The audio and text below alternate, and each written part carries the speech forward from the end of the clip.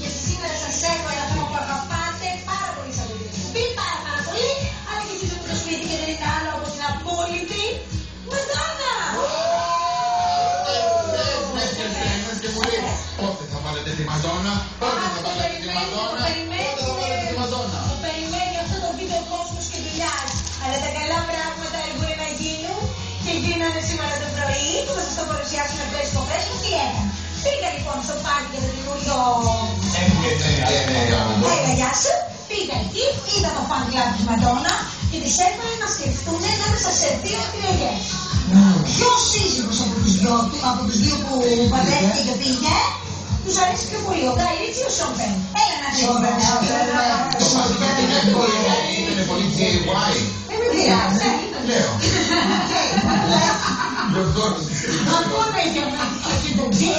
Λοιπόν, εδώ μου είπατε, εγώ δεν λέω ότι λοιπόν, εγώ έχω και δύο. Εγώ ήθελα πάρα πολύ το Σον Πεν, προσπάθησα να τους στήσω, η βαθμολογία βέβαια δεν ήταν υπέρ μου, έβαλα όλα τα επιχειρήματά μου κάτω. Γιατί δεν τον Γκάι Ρίτσι. Ναι, δεν ξέρω τι είναι καλά. Δεν είναι τραγικό. Και εγώ δεν έχω τη βαθμολογία, γιατί ψηφίσατε τον Γκάι Ρίτσι. Πρέπει να το δούμε.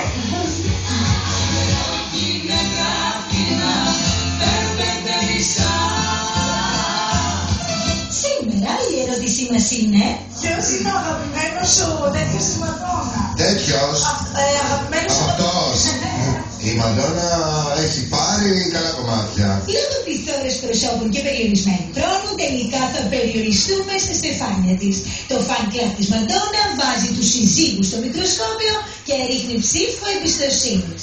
Επειδή η κυρία Μαντόνα είναι λιονταρίνα και πιστεύω ότι τα λιονταράκια ταιριάζουν με ζυγάκια, είμαι υπέρ του κυρίου Γκάι Ρίτσι. Εγώ θα βάλω επίσης τον ίδιο πόντο στον Γκάι Ρίτσι. Προτιμώ και εγώ Γκάι Ρίτσι, μόνο από εμφάνιση. Γκάι Ρίτσι νομίζω, μ' αρέσει έτσι, της τέριαζε πολύ και μ' άρεσε και όλη η εποχή της. Για ποια εποχή μου μιλάτε? Λοιπόν, η άνθηση εκείνης της εποχής ήταν στο φλωράλ φόρεμα που φορούσε όταν ζήλεψε την καριέρα του Ευγένη του Τρεβιζάν. Που την πήρε ίνταλμα και την κατάτησε λοκαντιέρα. Να ποζάρει ολοκαμάρι δίπλα από το παράσημα της φοράς.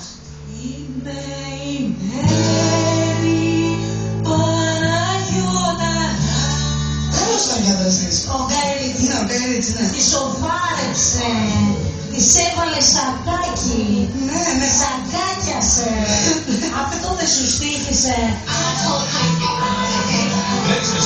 Ορίστε. Τι δουλειά έχεις εσύ Μαντονίτσα μου με τα βαρέλια? Εμένα ο Γκάι Ρίτσι μου αρέσει. Όχι. Ο Σον Πεν είναι λίγο πιο... Ναι, μου αρέσει πολύ λίγος, άσχημος, κοντάρακτο όπως δεν λέω, αλλά άσχημος. Είναι άσχημος, είναι ιδιαίτερο. Είναι άσχημος, τέρμα. Γκάι Ρίτσι.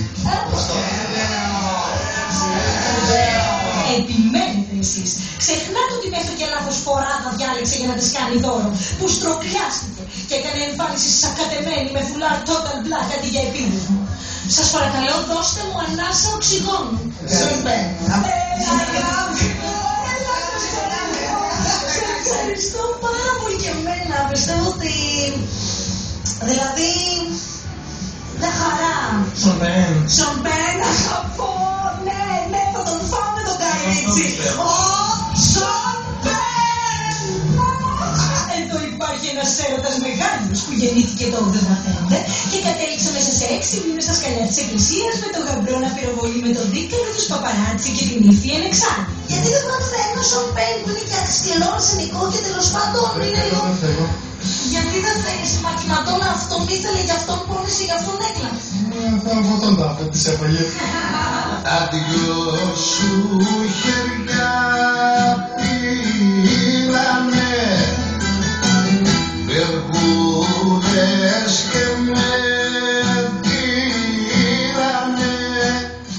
Το 87 τη Γιαμπελγούλης, ο Σον και η Μαντόνα χρησιμοποιούσαν ρόπαλα του baseball. Ενώ το 89 η Μαντόνα ερμηνεύει την υπολογαπό Νατάσα Φιμονέλη και ο Σον τον κομμανταράει να την απειλεί ότι θα την ξυρίσει και θα την σπάξει με το κουσνομάτιρο.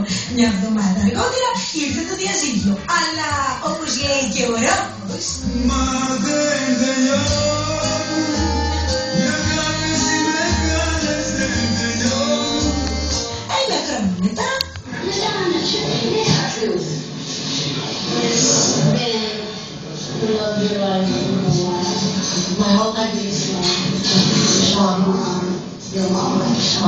δύο χρόνια μετά, I think most people have that one person, you know. I mean, the person that you're, you know, live and die for, the person that gets right down in your heart and soul, you know. 6 χρόνια μετά.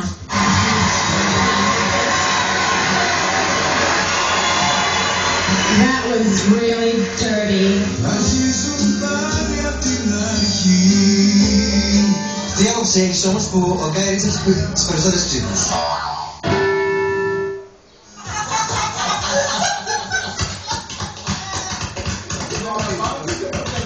Το βίντεο.